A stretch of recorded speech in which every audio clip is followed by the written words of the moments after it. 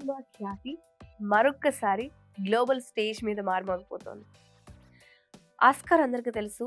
అయితే ఆస్కార్ తర్వాత అంత ప్రతిష్టాత్మకమైన సన్ డాన్స్ ఫిల్మ్ ఫెస్టివల్‌కి ఫస్ట్ టైం ఒక తెలుగు సినిమా ఎంపికై చరిత్ర క్రియేట్ చేసింది. ఆ సినిమా పేరేంటో తెలుసా? 'ఒసేయ్ బాలమ్మ'. ప్రపంచవ్యాప్తంగా వచ్చిన 11,480 ఎంట్రీల్లో జ్యూరీ కేవలం 54 సినిమాల్ని మాత్రమే ఎంపిక చేసింది. అంటే కేవలం 0.4% సక్సెస్ రేట్. ఇంత టఫ్ కాంపిటీషన్‌లో మన తెలంగాణ పల్లెటూరి కథ నిలబడ్డం అంటే మామూలు విషయం కాదు కదా!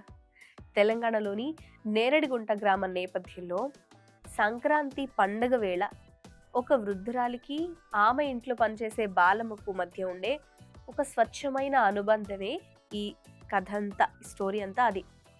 ఒసేయ్ అనే పిలుపు వెనక ఉన్న ప్రేమ కానీ, సామాజిక అంతరాల్ని కానీ డైరెక్టర్ రామన్ నిమ్మల తను చాలా అద్భుతంగా చూపించారు.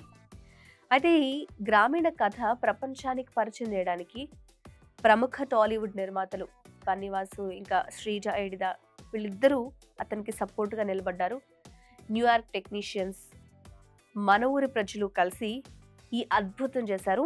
జనవరి 22న అమెరికాలోని యూటాలో దీన్ని అందరి ముందు ప్రదర్శించబోతున్నారు. మన తెలుగు భాష గొప్పతనాన్ని ఇలా ప్రపంచానికి చాటి చెప్తున్న ఒసేయ్ బాలమ్మ టీమ్‌కి గట్టిగా ఒక లైక్ కొట్టి ఆల్ ది వెరీ బెస్ట్ చెప్పడం మన బాధ్యత. సో మీరు కూడా చెప్పండి. ఇలాంటి మరిన్ని మన ప్రౌడ్‌గా ఫీల్ అయ్యే మూవీ అప్డేట్స్ కోసం ఇప్పుడే నా పోస్ట్ ఛానల్‌ని సబ్స్క్రైబ్ చేసుకోండి. Thanks for watching.